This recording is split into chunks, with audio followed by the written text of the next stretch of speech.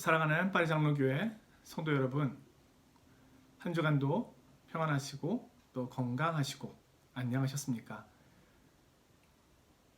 이번 주부터 1부, 2부로 나누어서 교회에서 정말 10주 만에 약 3개월여 만에 예배당에서 성도님들을 뵐 수 있었습니다. 역시 성도님들을 뵈니까 힘이 나고 또 위로가 되고 참으로 복된 시간임을 다시금 경험할 수 있었습니다.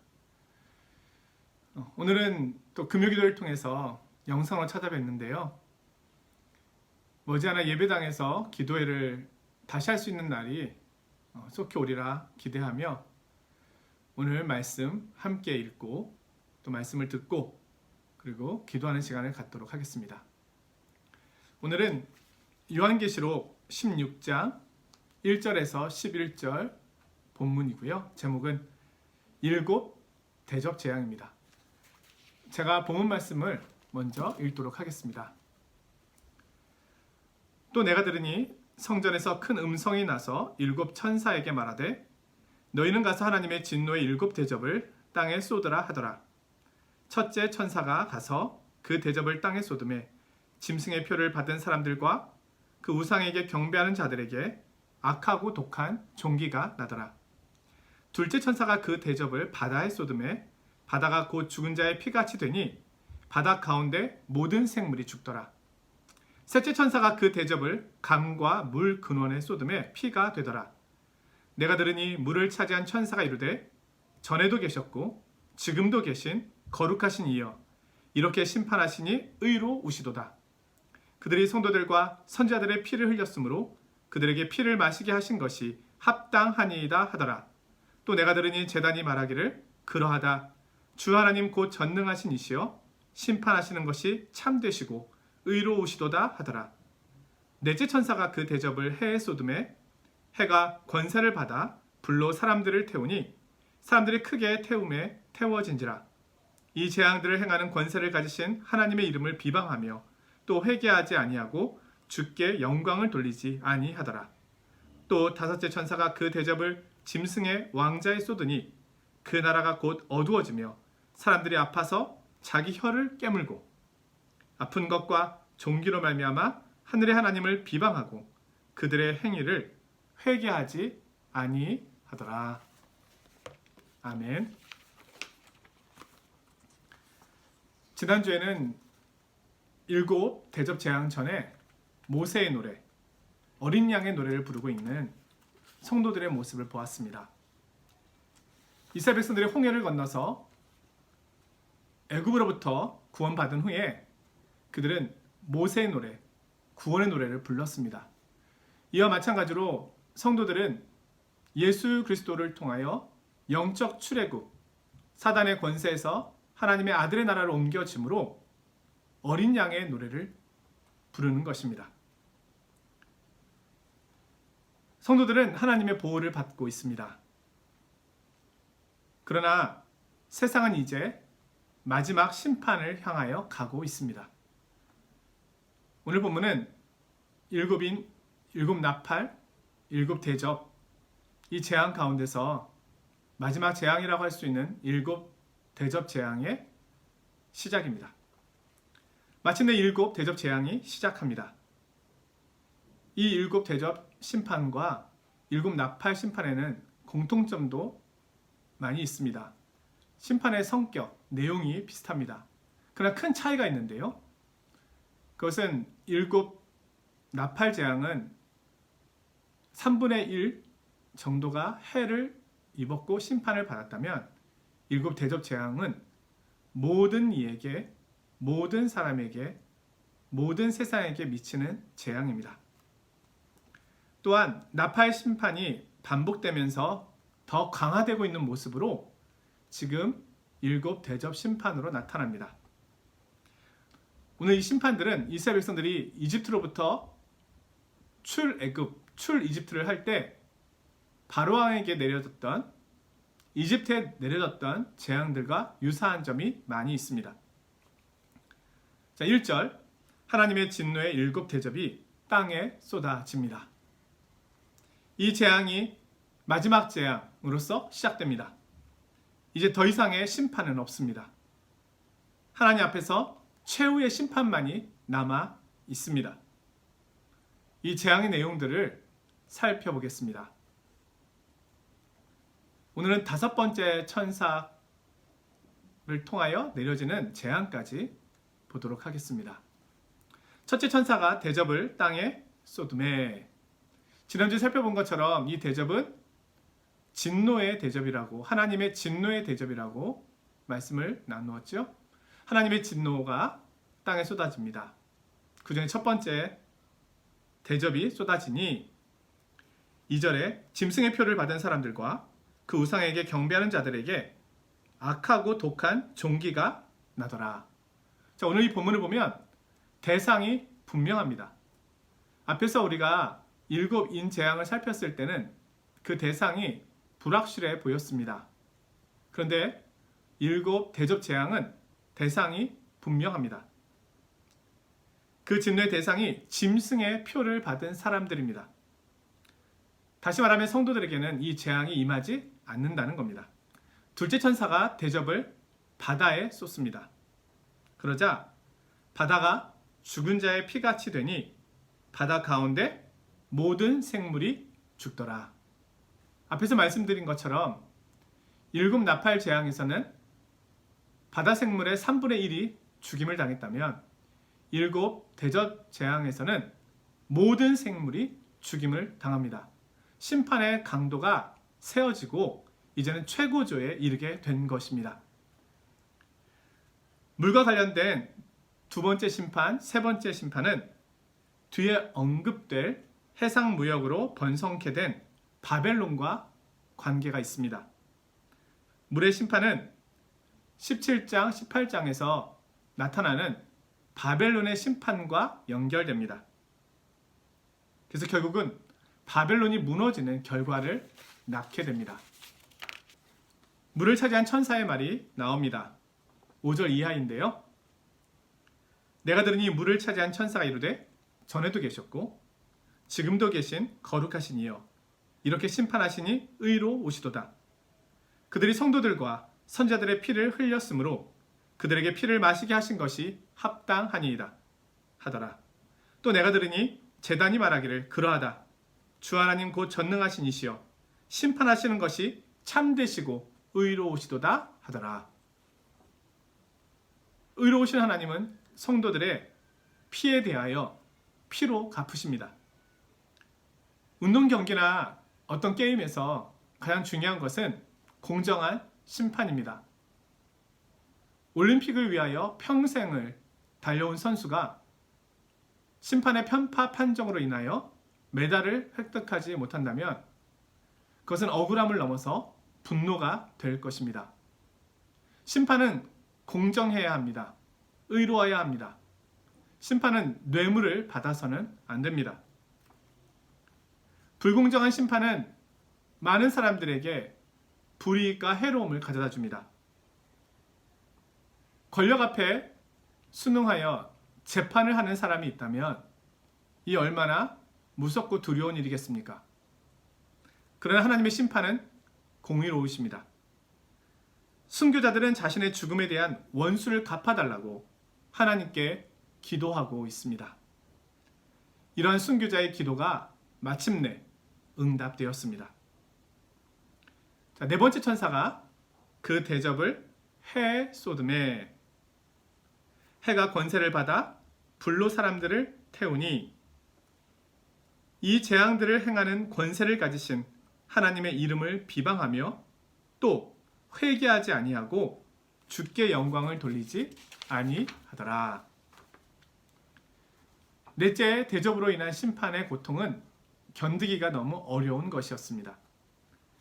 이 심판 동안 짐승의 표를 받고 짐승의 우상에게 경배한 자에게 임합니다. 그것은 불로 임합니다. 요한계시록 7장 16절에는 성도들을 향한 약속이 나오는데요. 해나 아무 뜨거운 기운에 상하지 아니하더라. 그러나 오늘 대접 재앙은 다릅니다. 성도들이 아닌 믿지 않는 이들에 대하여 하나님께서는 이 무서운 해의 재앙을 내리십니다. 다섯 번째 천사가 그 대접을 짐승의 왕자에 쏟으니 그 나라가 곧 어두워지며 사람들이 아파서 자기 혀를 깨물고 아픈 것과 종기로 말미암아 하늘의 하나님을 비방하고 그들의 행위를 회개하지 아니하더라. 특히 다섯 번째 심판에서 우리가 주목해 보아야 할 것은 이 심판이 짐승의 보좌를 향하여 그 대접이 쏟아진다는 겁니다. 하나님은 보좌에 계십니다. 온 세상의 권세를 가지시고 왕으로서 계신 겁니다. 그런데 오늘 짐승도 보좌에 앉아 있다고 합니다. 이 짐승은 사단에게서 권세를 부여받은 짐승입니다. 그는 사단의 대리자로서 악의 세력들을 주장하고 있습니다. 그러나 이제 하나님께서 그 악의 세력의 중심부를 심판하십니다. 지금까지는 하나님의 심판이 자연계에 머물렀습니다. 그러나 이제는 심판의 핵심 대상인 짐승을 향하여 이루어지고 있는 것을 볼 수 있습니다. 그 고통이 얼마나 큰지 자기 혀를 깨뭅니다. 이것은 하나님의 심판이 얼마나 무서운가를 보여줍니다. 나팔 재앙도 무서운 재앙이었지만 그것은 앞으로 올 재앙에 대한 경고의 소리였던 겁니다. 대접 재앙은 정말로 무서운 것입니다. 그런데 여기서 우리가 주목할 만한 또 다른 말씀이 있습니다. 그것은 심판을 받고 있는 그들의 태도입니다. 9절 하반절에 보면은요, 하나님의 이름을 비방하며 또 회개하지 아니하고 주께 영광을 돌리지 아니하더라. 11절 하반절에서는요, 하늘의 하나님을 비방하고 그들의 행위를 회개하지 아니하더라. 네 번째, 다섯 번째 심판 가운데서도 그들은 회개하지 않습니다. 마치 이 모습은 10가지 재앙이 임하고 있는 가운데서도 하나님의 뜻에 굴복하지 않았던 이집트의 바로왕의 모습을 보여줍니다. 그들은 끝까지 회개하지 않으므로 마지막 남은 구원의 기회를 갖지 못합니다. 이 하나님의 심판 가운데서 천사들은 하나님의 심판이 참되시고 의로우시다고 찬양합니다. 하지만 이들은요, 그 재앙 속에서 하나님의 이름을 도리어 비방합니다. 보통 하나님의 심판이 임할 때 우리는 회개의 기회를 주신 것이라 생각합니다. 잘못했습니다. 이제는 그렇게 하지 않겠습니다. 이것이 심판이 임할 때 우리가 가져야 될 바른 태도입니다. 그러나 그렇지 않음을 오늘 말씀은 보여주고 있습니다. 그들은 끝까지 회개하지 않습니다. 그들의 완악함입니다. 병든 마음입니다. 그들을 붙잡고 있는 죄의 크기입니다. 그들은 여전히 변하지 않습니다. 하나님의 심판은 의로우십니다. 그러나 그들은 여전히 자신의 잘못을 하나님 앞에 인정하지 않습니다. 회개가 이토록 어렵습니다. 하나님을 하나님이라 인정하는 것이 이토록 어렵습니다. 그런 의미에서 회개는 하나님께서 우리에게 주시는, 성도에게 주신 특별한 은혜라고 할 수 있겠습니다. 로마서 공부를 하면서 매번 느끼게 되는 것은요, 하나님께서 우리를 위하여 예비해 놓으신 이 구원의 방편이 얼마나 놀랍고 큰가 하는 겁니다. 하나님께서는 예수 그리스도를 왕으로 세우십니다. 하늘과 땅의 모든 권세를 그분에게 주십니다. 그분은 하늘에 하나님 보좌 우편에 앉아 계셔서 이 땅을 통치하시고 다스리는 권세를 위임받으셨습니다. 그 왕의 통치 앞에 사람들은 복종하는 것이고 모든 무릎을 꿇는 것입니다. 그분이 참되시고 의로우시다 고백하며 그분을 높이며 찬양합니다. 그리고 그분의 의로운 통치에 대하여 철저하게 순종합니다. 예수 그리스도는 왕이십니다. 우리는 그분을 왕으로 모십니다. 지금 이 세상에서도 왕이시고 앞으로 올 새로운 세상에서도 예수 그리스도는 진정한 왕이 되십니다. 그분 앞에 무릎 꿇는 것은 특권이요, 그분을 왕으로 모신 것은 가장 큰 은혜가 아닐 수 없습니다. 우리는 그렇게 이 땅에서 살아가는 것이고 하나님 나라에서도 그렇게 살게 되는 것입니다. 내 삶의 주인은 그리스도이시며 또 나는 그리스도의 것이 되는 거죠. 그러나 이것이 은혜로 되는 것입니다. 이 은혜를 예수 그리스도를 통하여 우리에게 주신 복음을 통하여 받게 된 것입니다. 요한계시록에서 하나님께서 세상을 심판하시는 이유는 끝까지 그들이 하나님 앞에 돌이키지 않기 때문입니다. 끝까지 그들이 변하지 않기 때문입니다. 하나님께서 오래 참으셨고 기다리셨습니다. 그러나 그들은 끝까지 하나님께 대하여 저항하였습니다. 그들은 끝까지 성도와 교회를 핍박합니다. 마치 바로왕이 그렇게 했던 것처럼 이 세상도 그렇게 하고 있는 것입니다. 그러나 마침내 이 세상은 하나님의 심판 가운데서 하나님 앞에 철저히 서야 할 것입니다. 사랑하는 성도 여러분, 선을 행하는 자는 계속해서 선을 행하십시오. 참고 인내하심으로 이 믿음의 길을 끝까지 가십시오. 악을 행하는 자를 부러워하거나 그 편에 서지 마십시오. 그들을 바라보지 마십시오. 하나님의 살아계심과 하나님의 주권과 하나님의 이 약속을 바라보십시오. 하나님의 공의와 하나님의 의로우신 완전한 통치가 우리 앞에 가까이 오고 있습니다. 하나님께서 갚으실 것입니다. 하나님께서 그렇게 행하실 것입니다. 마라나타, 주님 곧 오실 것입니다. 이 약속을 믿고 한 주간도 이 소망 가운데 달려가시는 우리 믿음의 복된 성도님들이 되시기를 주님 이름으로 축원드립니다. 설교 후에 새롭게 시작된 예배당에서의 예배와 모임을 위해서, 우리 성도님들을 위해서, 또 부족한 또 저와 우리 또 교회를 섬기는 일꾼들을 위해서 기도해 주시기를 부탁드립니다. 감사합니다.